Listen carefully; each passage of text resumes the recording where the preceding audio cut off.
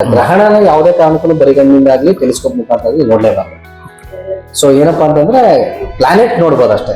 ಆ ಎಲ್ಲಾ ಟೆಲಿಸ್ಕೋಪ್ಗಳು ಒಳಗಡೆ ಹಿಂಗೆ ಇರುತ್ತೆ, ಒಂದು ಮಿರರ್ ಇರುತ್ತೆ, ಇನ್ನೊಂದು ಸೆಕೆಂಡರಿ ಮಿರರ್ ಇರುತ್ತೆ, ಒಂದು ಐಪೀಸ್ ಇರುತ್ತೆ. ಐಪೀಸ್ ಏನ್ ಮಾಡ್ತಾರಲ್ಲ ಇದು ಮಾಡಿ ತೋರಿಸುತ್ತೇನೆ, ದೊಡ್ಡದು ಮಾಡಿ ತೋರಿಸುತ್ತೆ. ನೇರವಾಗಿ ಸೂರ್ಯ ನೋಡ್ಬಿಟ್ಟು ಕಣ್ಣೇ ಹೊಡೋದು, ಸುಟ್ಟೋಗ್ಬಿಡುತ್ತೆ. ಟೆಲಿಸ್ಕೋಪ್ ಅಂತಂದ್ರೆ ಒಳಗಡೆ ಹೇಗಿರುತ್ತೆ, ಏನ್ ನಡೀತದೆ, ಸೊ ಅದನ್ನ ನಾವೇನ್ ಮಾಡಿದ್ವಿ ಅಂತಂದ್ರೆ ಈ ಒಂದು ಟೆಲಿಸ್ಕೋಪ್ ಅಲ್ಲಿ ತೋರಿಸ್ತೀವಿ. ಇದೊಂದು ಸಿಂಪಲ್ ಕೋರ್ಸ್ TRC ನಲ್ಲಿ ನಾವು ಟೆಲಿಸ್ಕೋಪ್ ಮಾಡಿದ್ವಿ. ಸೊ ಕೋವಿಡ್ ಟೈಮ್ ಅಲ್ಲಿ ಟೀಚರ್ಸ್ಗೆ ನಾವು ಆನ್ಲೈನ್ ವರ್ಕ್ಶಾಪ್ ಮಾಡಿದ್ವಿ. ಪೂರ್ತಿ ಏನಾಗಿದೆ ಅಂದ್ರೆ ಏನು ವರ್ಕ್ ಪ್ರಕ್ರಿಯೆ ಇದೆ ಅದಷ್ಟು ಡಿಸೇಬಲ್ ಮಾಡ್ಬೋದು. ಸೊ ಬರೀ 300-400 ರೂಪಾಯಿ ಖರ್ಚಲ್ಲಿ ನಾವು ಮಾಡಿದ್ವಿ. ಸೊ ಇದ್ರಲ್ಲಿ 3 ಕ್ರೇಟಲ್ ಎಲ್ಲ ನೋಡ್ಬೋದು ನಾವು. ಸೊ ಕಂಪ್ಲೀಟ್ ನಾವೇನ್ ಮಾಡಿದ್ವಿ ಅಂದ್ರೆ PVC ಪೈಪ್ ಬಳಸಿ, ಒಳಗಡೆ ಲೆನ್ಸ್ ಇದೆ, ಮತ್ತೆ ಒಂದು ಐಪೀಸ್ ಇದೆ.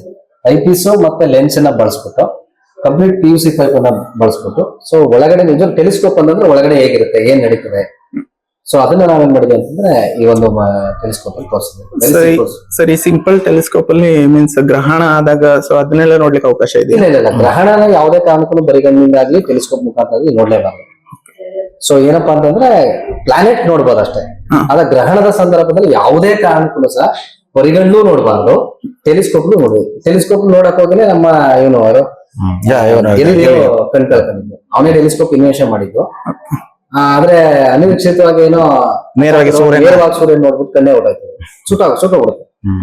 ಸೊ ನೋಡ್ಬಾರ್ದು, ಟೆಲಿಸ್ಕೋಪ್ ಅಲ್ಲಿ ನೋಡ್ಬಾರ್ದು, ಅದನ್ನ ಬೇರೆ ಕಡೆ ಪರದೆ ಮೇಲೆ ಬಿಡಿಸಿ ಆಮೇಲೆ ಅದನ್ನ ನೋಡ್ಬೇಕು.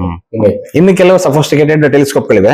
ಸರ್ ಹೇಳಿದಾಗ ಏನ್ ಮಾಡ್ಬೋದು, ಅದನ್ನ ಅದ್ರ ಬಿಂಬವನ್ನ, ಸೂರ್ಯನ ಬಿಂಬವನ್ನ ಒಂದು ಗೋಡೆ ಮೇಲೆ, ಒಂದು ತೆರೆ ಮೇಲೆ ಹಿಡಿದು ಅದನ್ನ ಅದರ ಒಂದು ಏನು ಒಂದು ಅದನ್ನ ಗ್ರಹಣ ಹೇಗೆ ನಡೀತೆ ಅದನ್ನ ನೋಡ್ಬೋದು ಸರ್. ಅದನ್ನ ಯಾಕೆ ಅಂತಂದ್ರೆ ಗ್ರಹಣದ ಸಂದರ್ಭ ಏನಾಗಿರುತ್ತೆ ಅಂದ್ರೆ ಡಾರ್ಕ್ನೆಸ್ ಆಗುತ್ತೆ. ಯಾಕಂದ್ರೆ ಕ್ಲೋಸ್ ಆಗೋದ್ರಿಂದ ಏನ್ ಮಾಡುತ್ತೆ, ಸರಿಯನ್ನು ಕ್ಲೋಸ್ ಮಾಡುತ್ತೆ.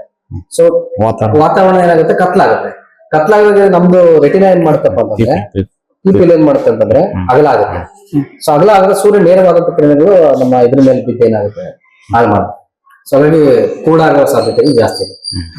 ಸೊ ಹಾಗಾಗಿ ನೋಡಬಾರ್ದು ಅದನ್ನ. ಸೇಮ್ ಇದರ ಒಂದು ರಿಪ್ಲಿಕಾ ಇದು ಇಲ್ಲಿ ಕಾಣ್ತಾ ಇದೆಯಲ್ಲ, ಇದು ರಿಫ್ಲೆಕ್ಟಿಂಗ್ ಟೆಲಿಸ್ಕೋಪ್ ಅಂತ ಹೇಳಿ, ಪ್ರತಿಫಲಿತ ದೂರದರ್ಶಕ ಅಂತ ಹೇಳ್ತೀವಿ. ಇಲ್ಲಿ ನೋಡಿದ್ರಲ್ಲ, ಇದು ರಿಫ್ರಾಕ್ಟಿಂಗ್ ಅಂತ, ವಕ್ರೀಭವಿತ ದೂರದರ್ಶಕ ಅಂತ ಹೇಳ್ತೀವಿ. ಈ ವಿಧದ್ದು ಇದು ಕೂಡ ಈ ದೊಡ್ಡದು ಏನಿದೆ ಸಫಿಸ್ಟಿಕೇಟೆಡ್ ಇದೆ, ಇದರ ಒಂದು ರಿಪ್ಲಿಕಾ ಇದು.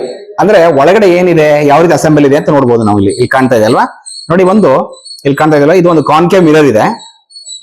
ಇಲ್ಲಿ ಒಂದು ಸೆಕೆಂಡರಿ ಮಿರರ್ ಇದೆ, ಇಲ್ಲಿ ಕಾಣ್ತಾ ಇದೆಯಲ್ಲ ಅದು. ಇಲ್ಲೊಂದು ಐಪೀಸ್ ಇದೆ ಅಷ್ಟೇ, ಜಸ್ಟ್ ಹಿಂಗೆ ಈ ತರ ಮಾಡಿದೀವಿ. ಅಂದ್ರೆ ದೂರದಿಂದ ಬಂದಂತ ಬೆಳಕೇನಾಗತ್ತೆ, ವಸ್ತು ಮೇಲೆ ಬಿದ್ದಂತ ಬೆಳಕು ಇಲ್ಲಿ ಪ್ರತಿಫಲನಗೊಳ್ತದೆ. ಇಲ್ಲಿ ಕಾನ್ಕೇವ್ ಮಿರರ್ ಪ್ರತಿಫಲನಗೊಂಡಂತ ಬೆಳಕಿನ ಸೆಕೆಂಡರಿ ಮಿರರ್ ಮುಖಾಂತರ ಏನಾಗುತ್ತೆ, ಐಪೀಸ್ ಬರುತ್ತೆ. ಹಾಗೆ ನಾವ್ ಇಲ್ಲಿ ನೋಡ್ಬೋದು. ಹಿಂಗೆ ಇದು ಕೂಡ ಬಹಳ ಸ್ಪಷ್ಟವಾಗಿ ಕಾಣುತ್ತೆ. ಈ ರಿಫ್ಲೆಕ್ಟಿಂಗ್ ಟೆಲಿಸ್ಕೋಪ್ ತುಂಬಾ ಸ್ಪಷ್ಟವಾದ ಒಂದು ನಮ್ಗೆ ಏನು ಒಂದು ಫೋಕಸ್ ಆಗ್ತಿದೆ, ಅದು ಬಹಳ ಚೆನ್ನಾಗಿ ಕಾಣುತ್ತೆ. ಇಲ್ಲಿ ನೋಡಿ ಅಲ್ಲಿ ಆ ಕಡೆ ಫೋಕಸ್ ಮಾಡಿದ್ದೀನಿ ನಾನು. ಆ ಕಡೆ ಒಂದು ನೋಡಿ, ಅಲ್ಲಿ ಒಂದು ಎಲೆ ಚಿತ್ರ ಬಹಳ ಸ್ಪಷ್ಟವಾಗಿ ಕಾಣ್ತಾ ಇದೆ. ನೋಡಿ, ಹುಲ್ಲಿನ ಚಿತ್ರ ಕೂಡ ಕಾಣ್ತಾ ಇದೆ. ಏನ್ ಡಿಫ್ರೆನ್ಸ್ ಅಂದ್ರೆ ಇದರಲ್ಲಿ ಮಿರರ್ ಬಳಸಿರ್ತೀವಿ, ಅದ್ರಲ್ಲಿ ಲೆನ್ಸ್ ಬಳಸಿರ್ತೀವಿ. ಸೊ ದೊಡ್ಡ ಟೆಲಿಸ್ಕೋಪ್ ಗಳು ಹೆಚ್ಚು ಇದನ್ನೇ ಬಳಸ್ತಾರೆ, ಮಿರರ್ನೇ ಬಳಸಿ ರಿಫ್ಲೆಕ್ಟಿಂಗ್ ಟೆಲಿಸ್ಕೋಪ್ ಅನ್ನೇ ಬಳಸ್ತಾರೆ. ಸೊ ಅವಾಗ ಕ್ಲಾರಿಟಿ ಇರುತ್ತೆ, ತುಂಬಾ ಚೆನ್ನಾಗಿ ಕಾಣುತ್ತೆ. ಆ ಎಲ್ಲಾ ಟೆಲಿಸ್ಕೋಪ್ ಗಳು ಒಳಗಡೆ ಹಿಂಗೆ ಇರುತ್ತೆ, ಒಂದು ಮಿರರ್ ಇರುತ್ತೆ, ಇನ್ನೊಂದು ಸೆಕೆಂಡರಿ ಮಿರರ್ ಇರುತ್ತೆ, ಒಂದು ಐಪೀಸ್ ಇರುತ್ತೆ. ಐಪೀಸ್ ಏನ್ ಮಾಡ್ತಾರಲ್ಲ ಇದು ಮಾಡಿ ತೋರಿಸುತ್ತೇನೆ, ದೊಡ್ಡದು ಮಾಡಿ ತೋರಿಸುತ್ತೆ.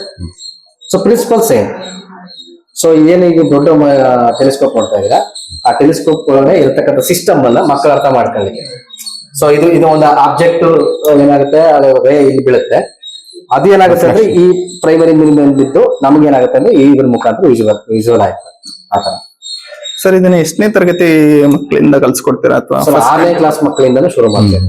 ಸೊ ಅಲ್ಲೇ ಬೆಳಕಿನ ಸಂಬಂಧಪಟ್ಟಂಗೆ ಎಲ್ಲ ಶುರುವಾಗುತ್ತೆ. ಸೊ 6th ಸ್ಟ್ಯಾಂಡರ್ಡ್ ಇಂದ 10th ಸ್ಟ್ಯಾಂಡರ್ಡ್ ಅನ್ನೋ ಇದು PUC ಬೇಕಾಗುತ್ತೆ ಸರ್ ಇದು.